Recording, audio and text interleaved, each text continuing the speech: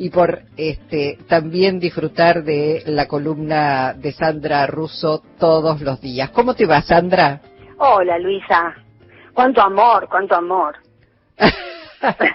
Bueno, viste que se genera un vínculo con la audiencia, con nuestros oyentes y oyentas. En realidad oyentes incluye a todas y a todes. Sí, el trabajo de uno es para la gente que nos escucha, obviamente.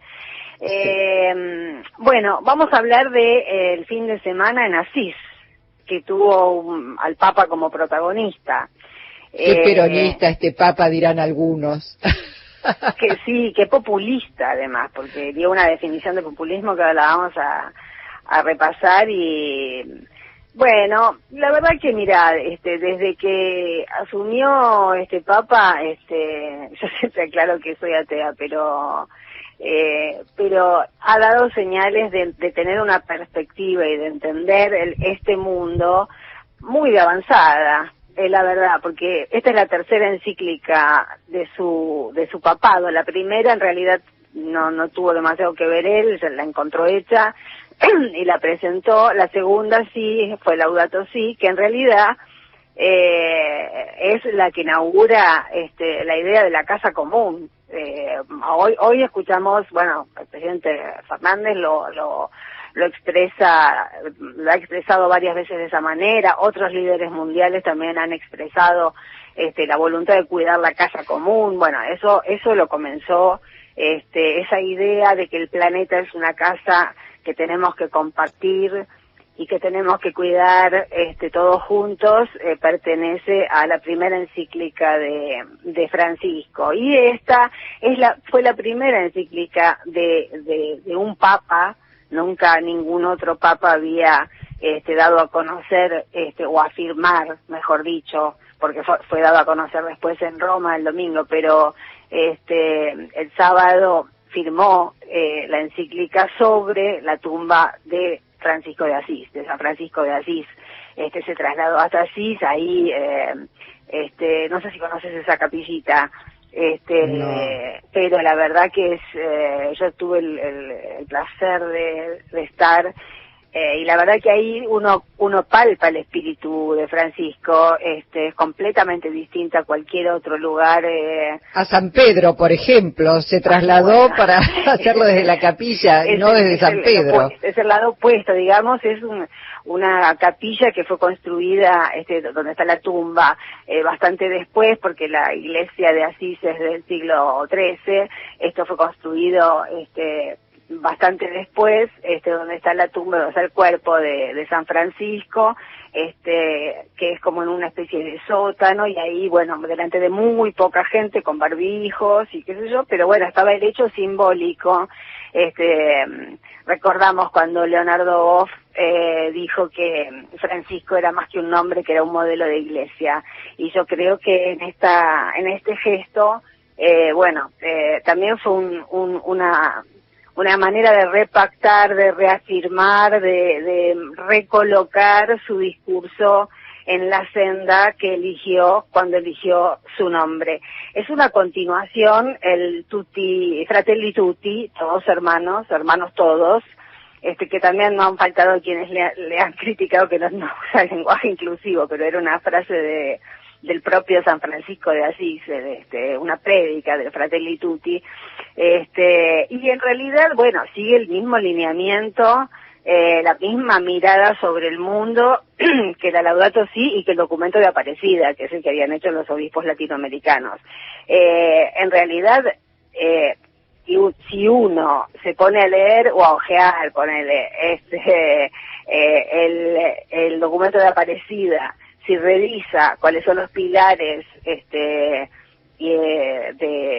de la Laudato Si y repasa un poquito esta Fratelli Tutti, bueno, es una perspectiva totalmente coherente en sí misma, y continúa con una descripción de nuestro mundo que repasa temas sociales, económicos, políticos, con eje en la fraternidad y en la amistad social, que dicho así parece un abstracto, pero precisamente el texto de la encíclica lo que dice es que hay que sacar esas expresiones del lugar común, casa común sí, pero lugares comunes no, de la frase hecha, del abstracto, y esto significa que se tiene que ver en las acciones cotidianas y hasta geopolíticamente.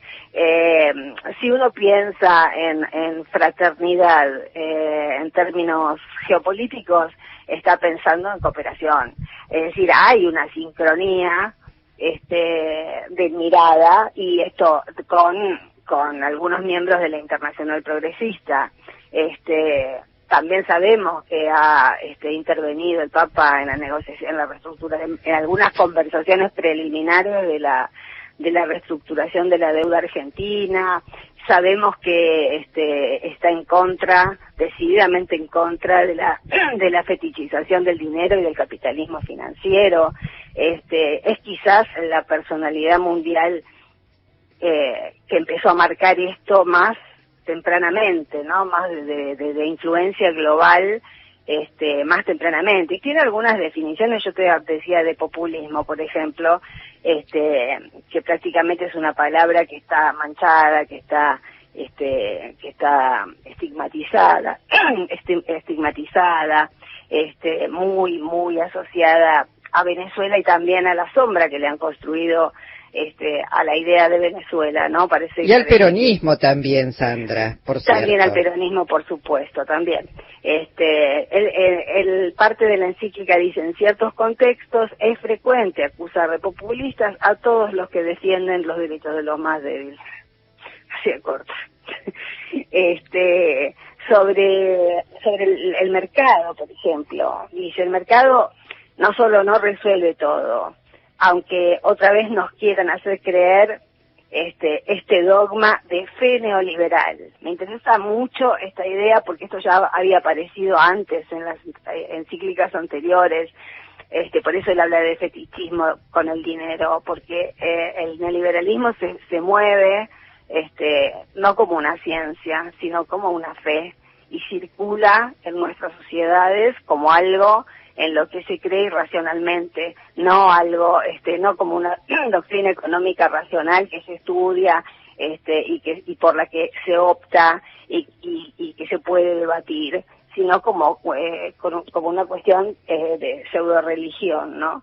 Él dice que es un pensamiento pobre, que es un pensamiento repetitivo, que propone siempre las mismas recetas frente a cualquier desafío que se le presente. Efectivamente, en la realidad hemos comprobado que es así. Pase lo que pase, siempre hay que achicar hay que bajar el déficit fiscal y el gasto público, y no subir los impuestos. O sea,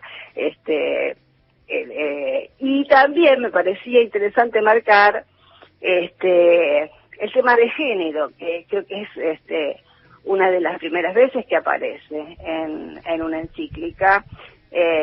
Dice que la organización de las sociedades en todo el mundo todavía está lejos de reflejar la claridad con claridad que las mujeres tienen exactamente la misma dignidad e idénticos derechos que los varones. Es un hecho que las mujeres doblemente pobres sufren situaciones de exclusión, de maltrato y de violencia. Y finalmente, una que también viene muy a cuento de lo que está pasando en este país como en tantos otros países, habla de la grieta.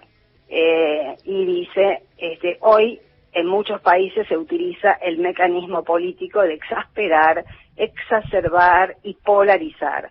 Por diversos caminos se niega a otros el derecho a existir y a opinar, y para ello se acude a la estrategia de ridiculizarlos, sospechar de ellos, cercarlos. Bueno, para ahí porque es el Papa, pero podríamos seguir diciendo que se los persigue, que se los estigmatiza, que se los insulta, que se los acusa de chorros y que se les inventan causas. Es decir, nada de la encíclica es contradictorio, todo lo contrario, es una profundización de una perspectiva del mundo, de un Papa que le está haciendo justicia a su origen latinoamericano, porque y nos estamos dando cuenta con los incendios, que esta región, si no nos importa a los latinoamericanos, no le importa a nadie. Es una encíclica que habrá que tenerla muy a mano para responder a muchas cosas que se están diciendo y que tratan de imponerse, Sandra. Por cierto, es sumamente interesante y seguramente vamos a volver en algún momento sobre ella. Te mando un abrazo y nos reencontramos mañana. Chao, hasta mañana, Luisa, un beso.